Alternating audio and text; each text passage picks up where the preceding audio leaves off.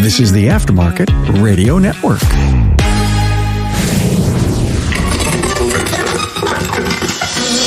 Hey, Carm here, and welcome to episode 615 of Remarkable Results Radio. Now, welcome to the third part in a series with trainer Dave Hobbs. Dave Hobbs is the lead technical trainer and course developer for Delphi products and service solutions. Dave talks about innovations in ADAS, calibrating radar education for tech and shop owners, brainstorming and ADAS class for your customers, and the power that we have in the automotive industry that we're deemed an essential business. Also hear Dave's surprising new acronyms, FRED, FRED, WARP, WARP, and EWFM. Some new vocab for you. Hey, thanks for always tuning in and listening to the Aftermarket's original and premier podcast. Carm Capriato, the Aftermarket podcast guy and master connector. And we are honored to have Napa sponsor this show.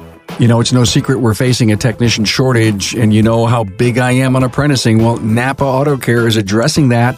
The free 2-year apprentice program offers a variety of training to produce a technician with 3 ASE certifications. To learn more, members can visit on the web at member.napaautocare.com.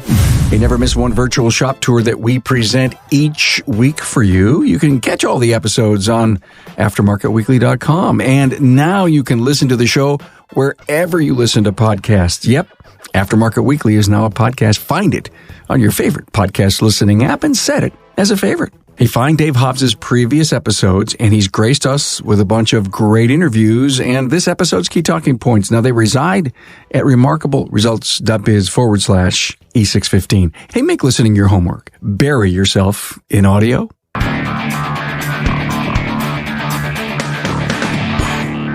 Hey, a warm welcome to Dave Hobbs again. And I don't mean that in a negative way. I am so excited. I want to let you know, Dave offered me 3 episodes just to talk about stuff. And I was giddy when he said yes. And he found the time in his schedule to come on, and we'll talk Dave stuff, if you will. He's been on an Aftermarket Weekly. He's going to be on another one in the future. So thank you for giving like you are. Appreciate it. My pleasure. We're recording this on the eve of Thanksgiving, talking about what we're thankful for. And I'm thankful for technology. It has given me a really good career. I love it. And the only thing about it is, it never disappoints. It never slows down in the involvement. And it always gives increasing challenges. And that's the hard part. So technicians watching, listening, I understand. I mean, just when you think you've got something nailed, it's like, okay, I can get into routine working on these vehicles, and then something completely comes along that throws you a curveball, and you got to learn all over again. Carm, you know that, was it not a nursery rhyme, it's an old story, a fable, Rip Van Winkle? Yeah. You took a nap, you woke up, it's 100 years later. I've Rip Van Winkle several times a year. It depends on the topic. You are probably like a little kid in a candy store. Exactly. Because you go, ooh, let me have that. I want that. Let me tear it apart. What is this? And now with, Borg Warner and Delphi, I mean, 2 huge important technology companies. Well, see, I had an opportunity to jump ship about the time that was all going to be sealed up this fall. And a friend of mine, I would love to work for the gentleman and the guy that worked underneath him, another good guy, people in the industry. It was another company, but it didn't seem exciting and challenging as much as the Borg Warner acquisition, because I look at their portfolio, I look at ours, and I go, more cool stuff.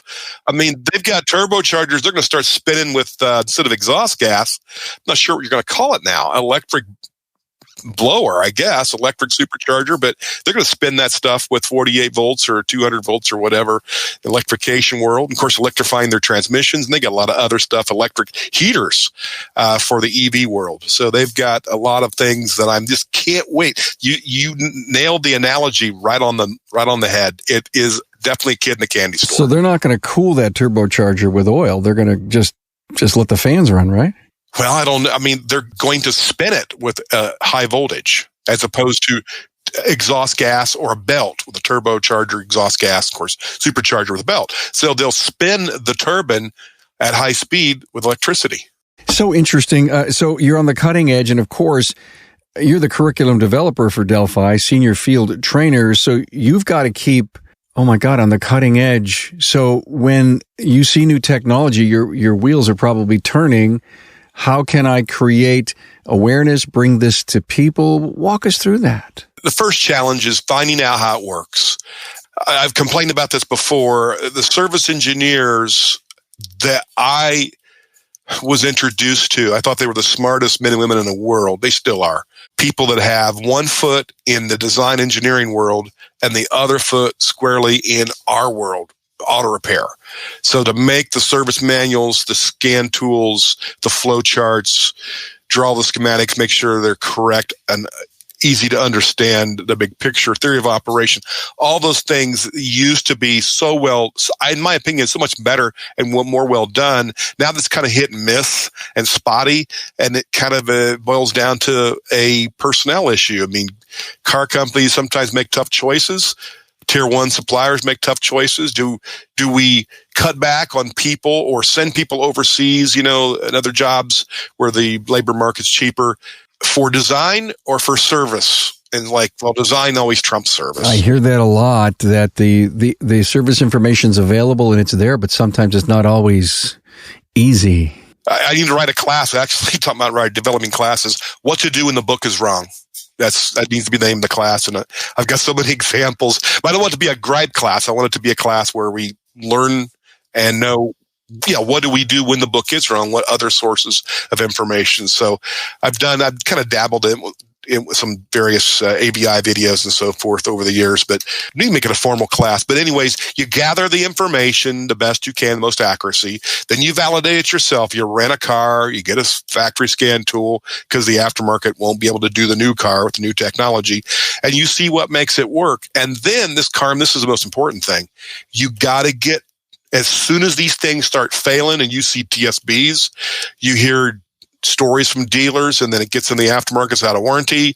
You start hearing the really good stories. Then you got to have field case studies to make your book relevant, to make your course where it really, really pops, and the techs want to sit there because they know it's going to help them fix a car tomorrow. That's the challenge. It is. And, I facilitate as well. Some companies that have aftermarket training, have a big group of people, fancy garage and so forth to do all this, and others, we're busy making the parts, so we don't have that big a staff, but we make it work, whatever our staff size is. Dave, take us inside your world where you see some automotive innovations that are really mesmerizing to you. Well, electrification right now is the biggie. ADAS is cool. I call them the sexy topics that people want to hear about in conferences typically. So ADAS is a hot one because, I write for the Mobile Air Conditioning Society, MAX, and I do several of the MAX service reports per year. And I'm always trying to think of a new topic and so forth. And I thought ADAS, but do the people working on air conditioning and heating systems really care about ADAS? Because, I do branch off into very electrical topics in these MAX service reports that, do apply. Voltage drop's a voltage drop, whether it's a blower motor or AC compressor clutch or a fuel pump. But then I realized, you got to take the grill out. You got to get to the condenser radiator if you're an mobile HVAC specialist. And guess what you're moving, Carm? The radar sensor. Does it have to be calibrated or not? If it's domestic, maybe not. Maybe. Depends on which domestic. Is it Euro or Asian? Probably. And so, I did a little write-up on that. You put that grill back on and that radar, you've got that thing off a 16th of an inch. It just didn't go back on like a glove. Is that going to be an impact? It does. There was a fellow that did a Honda factory class. He was a Honda factory trainer at St. Clair College, 3 years ago or something. And in his PowerPoint, I recognized the building. My buddy used to run that particular Honda training center in New Jersey. And he's standing in front of the New Jersey Honda Training Center, which is a really long building. And he's got a brake rotor in his hands. And they take a picture of him on the sidewalk. And then they pull the camera back where you barely even see him. He's like a speck, in the photo. And it's like, okay, this is 200 meters. Then they change the camera angle 1 degree or 1.5 degrees. And now he's from the sidewalk to the middle of the street. About the time your car needs to be slamming on the brake because there's somebody in the road, and your radar should sense that and slow you down. Not seen because it thinks the person on the sidewalks in the street, which is bad because you slam on the brakes for nothing, the car does, or vice versa. It thinks that the person in the street is on the sidewalk, and that's really bad. Then guess what? Then you have to avoid the crash all by yourself, which a lot of consumers that are driving these cars, and this is the thing I really drive home to techs, service advisors, shop owners. We got to be in the education business ourselves, every one of us, on this ADAS stuff, because there's customers get lulled into a sense of security, a false insecurity. They think the car's robotic, level 4 or 5. They don't need to really pay that close attention. And here this thing's off 1.5 degrees, and it's going to not see the person in the street and run right over them if you're not paying absolute close attention yourself, like you should be. Hey, Carm here, and coming up, Dave has some interesting talk on ADAS and helping our customers with it. Hey, it's Carm, and I'm back to talk Napa Auto Care and auto tech training. Now, as a repair shop owner, you know technical training is essential in the ever-changing world of automotive technology. Or as one auto care owner put it, train or you'll phase yourself right out of business. Thanks to Napa Auto Tech, technicians can keep their skills sharp and their Napa know-how up to date by attending hands-on classroom-style training for almost every vehicle make and model. You can choose from classes in diagnostics, heating and cooling, electrical electronics, brake systems, ignition and fuel systems, plus a whole lot more. Napa Auto Tech is the highest quality training the industry has to offer, and it's presented by experienced instructors who are ASE Master Certified technicians. Now, some have owned their own shops, and they all have a detailed automotive background. The trainers consistently receive excellent ratings from the technicians who attend.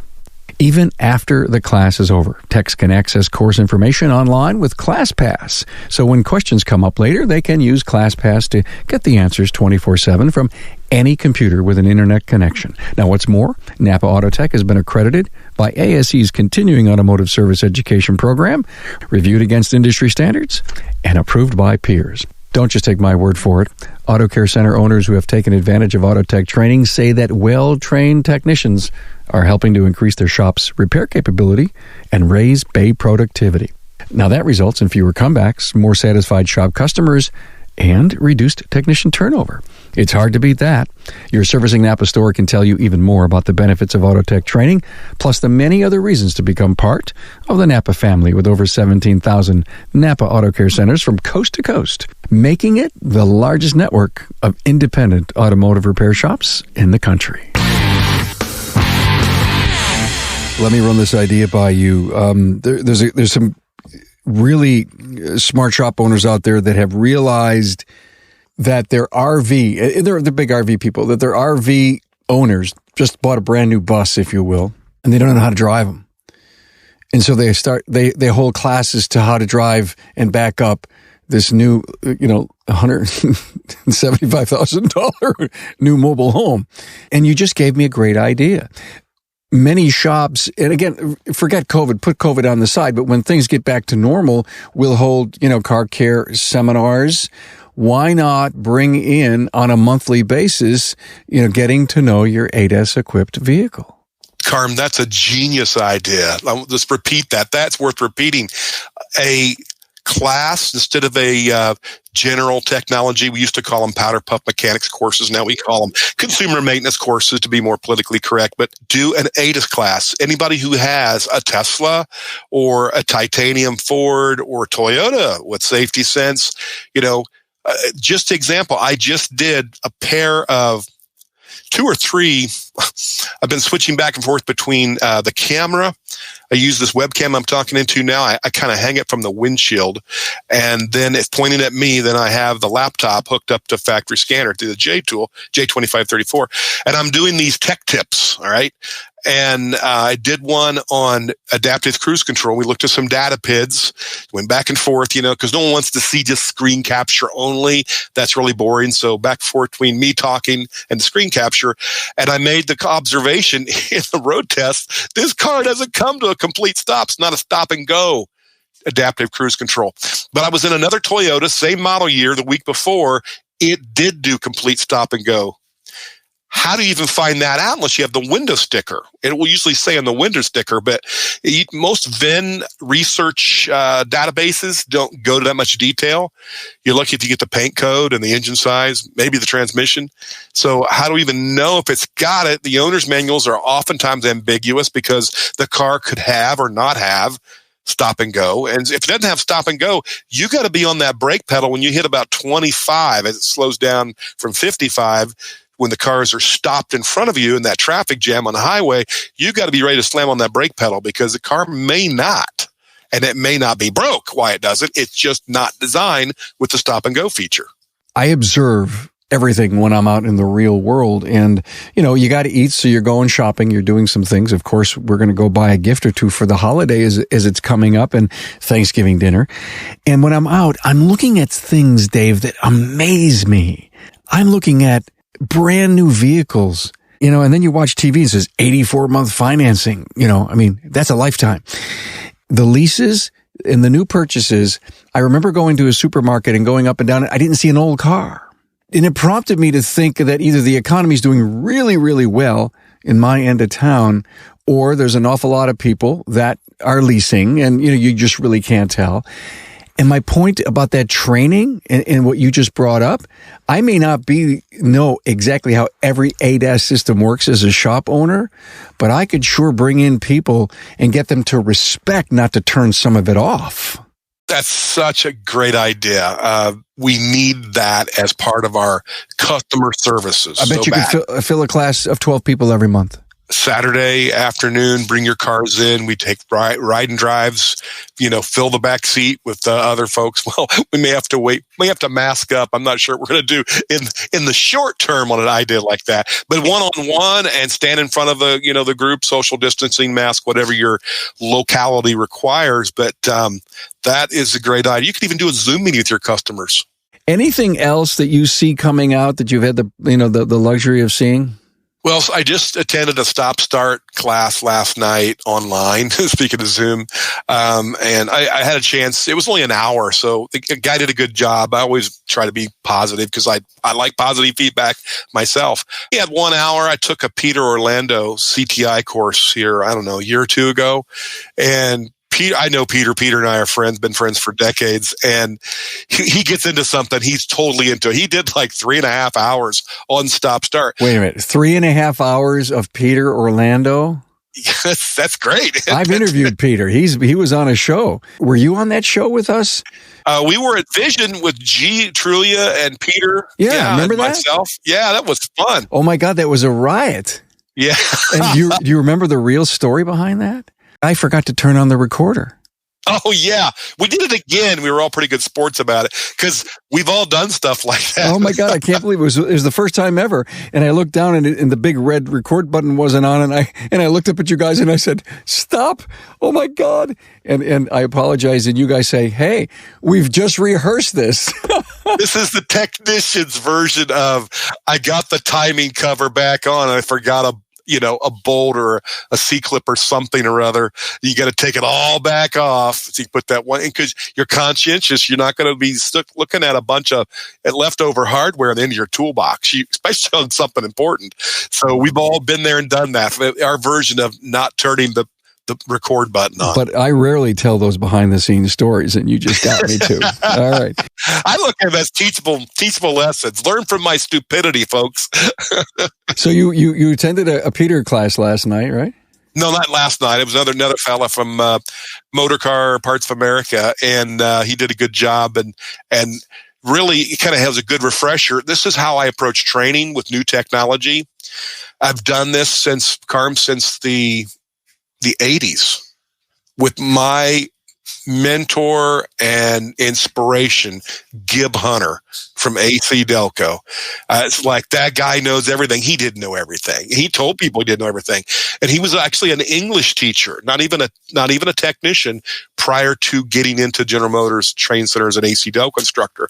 But I would go there with my dad and we would take a course and we knew darn good and well we wasn't going to see any computer command control in our aftermarket auto electric shop for at least 2 years after that system came out and the warranty, went through. But it was good to get ahead of of the curve, and then we would go back and take a refresher, sometimes the same exact course from Gibb, and we'd learn something we'd forgot and learn 3 or 4 other new things, and then because we'd see them in the shop then. And then after they've been out 5 years, then there's like an update course usually that happens, and we take that one. So I can totally relate to techs that sit in my classes or online with me, and they're like, I'm just here to get 2 nuggets because I know this system pretty well, and the other 24 nuggets of information that you're focusing on, I already know them. But if I get 2 new ones, it's worth my 2 hours sitting here. Fill the nugget bucket. Yeah. You never quit learning. We're eternal students thanks to ever-evolving emerging technologies. The one thing I noticed on our bucket list of here things to talk about with CAN data. CAN data is going to be eventually replaced, with FlexRay and Ethernet, literally like the RJ45 jack in the back of your computer. And until then, it's been evolving itself.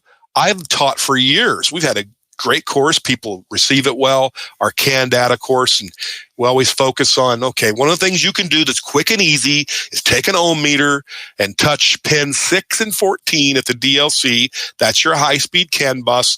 With the key off, you should see 60 ohms. 2 120 ohm resistors in parallel become 60 ohms. Now I'm seeing 120 on certain cars. And I started investigating, thinking I'm doing something wrong or there's something broke on this car. And it's the way it's designed. It has to do with the cybersecurity nature of cars. Does the module that you talk to that's connected to those 2 terminals as a DLC, is it a cyber secure gateway module or just a BCM or whatever is the closest thing in the loop of modules? And so I've discovered this new thing and I go, geez, here we go again. I'm glad it's on, a fairly new car. I'm not seeing them on 3 and 4-year-old cars. And then there's a gentleman, the science of diagnostics. I want to encourage you to Google that. There's a gentleman, I don't recognize him. He must be somebody that maybe is the heavy duty truck or implement dealer business, possibly. I don't know. But he does a really good YouTube, very high end, on active and passive termination resistors and switching termination resistors and some of the stuff that some of the other industries outside of just light duty trucks and cars are doing. So I encourage you to watch that because it's just changing all the time. I'm going to have to mix up and update my CAN course. Amazing. What we thought to be true today, and then you, like you say, you test it and it's not there. You think you have a problem, but you weren't aware that life changed right under your own nose. Yeah, and it can be frustrating. Hence that acronym that I started with when Paul Lauer says, come on down to AVI Studios in Fort Myers. I heard about you through Paul DiGiuseppe at Max. You can teach a class on data busing. And so I coined this phrase. I didn't actually coin it. My old coworker from the 80s at Delco Electronics, Dan Sublett. I don't know where Dan is these days. He went to Saturn and then General Motors, and I've lost track of him. I think he's in Texas. But Dan was a mentor of mine, and Dan came up with this acronym, FRED. And the F, it depends on what audience you're in, but I've always used the G-rated version, frustrating, ridiculous electronic device. Dan had a great story how it evolved from ED, the electronic device, to RED when service engineers we were talking about earlier seen the design and go, this is ridiculous. There's no way the technicians are going to fathom this very quickly. So we renamed ED to RED, ridiculous electronic device, and then of course the F for frustrating. I'm really big on acronyms in our industry, and every time someone drops one, I have to say, can you really tell us exactly what that means? So I'm a habitual teacher. Any email I do, I don't care who the audience is, I put in parentheses the acronym spelled out. It's like I have to teach them, You may know what it stands for because you've worked here forever, but you're still getting it spelled out in case it gets forwarded to somebody who doesn't know what that acronym is. That's a big pet peeve of mine. And I don't know why the OEMs have to call the same thing 4 different things. Unless it's an OBD2 thing, then they have to settle on IAT and EGR and all that. It's an acronym soup. That's what Dave Scaler called it years ago. Acronym alphabet soup. I'll never forget being in basic training, and the drill instructor was passing out mail. And when he came across a very long Slavic name, if you will, there's like 26 letters in it. You can't even say it. he would introduce he says, "Alphabet, you have mail." And he was able to pronounce my name, but anyone else that had a really long, lots of consonants in their name, he wouldn't even try. He'd give them a nickname. Every letter of the alphabet. And you're so right, because you were in the service. Thank you for your service, by the way. You're in the armed forces. That's the only thing in the world that had more acronyms than the automotive industry is government. And let me just say this. Every time they come out with a name of a new program, I want to know who's the secretary of acronyms in the federal government. They do an incredible job. They do. I've actually come up with a couple besides the Fred. I just kind of stole that from my buddy Dan Sublett. But in the technical assistance arena, I came up with WRAP, W-R-A-P. Get close to Christmas, you'll be doing some wrapping. Hopefully, you won't be doing any wrapping in your shop, because it stands for We Replaced All Parts. Instead of maybe the one or two that were really bad, you put them all. Sometimes they call it the shotgun effect. But that's what the dealers do when they go so far. Yeah. And then there's EWFN, everything working fine now. I love that one, because the politically correct, it used to be no trouble found, and I think the lawyers said we could get in trouble with that somehow. So it was rephrased, customer complaint not verified. CCNV. Oh, man. I knew that if I sat down in the studio with you and we just dangled a topic or two, we would have so much fun. Yeah, exactly. That's what it's about. You should have fun at work. You're going to come on an Aftermarket Weekly here in the next maybe 3 or 4 weeks. Everyone should see you come on and do that. And thanks for this. These are, it was just great just to shoot the breeze with you, man. Yeah, enjoy your Thanksgiving and Christmas, and we appreciate all you folks that are hanging in there through the COVID times. You're out there working in your shops courageously, and you don't know what these cars and people have that come in your places, and you're essential frontline people. You're just like the first responders and the medical people. You're essential folks, and we appreciate your patronage for training and for Remarkable Results Radio as well. Thanks, man. I did an episode just earlier today, a few hours back, on the $1 million milestone that Brakes for Breasts reached, that they do every October. And I had a Carmcast. If you want to go out and watch it, it was just really a fantastic one. And part of that, what hit me, Dave, was the fact that when we were labeled essential, and if you stop and think, we're essential. We're essential. You said we're essential. That's a powerful thought to have every day you go to work and every time you work on a vehicle. It's sobering and humbling. And I also did today, recorded an episode with Dr. Dave Wyman, and it was all about the stress of the holidays and the extra pressure that COVID is bringing to us. And I hope to have that out before I have this episode out, because it's a timely thing. I want to try to get the message from Dave out to our industry so that they can hear what he has to say. And it was a great episode. So, hey, man, thanks for being here and being my friend. Thank you. I can't wait to hear that episode as well. Thanks for being on board to listen and learn from the premier automotive aftermarket podcast. Until next time.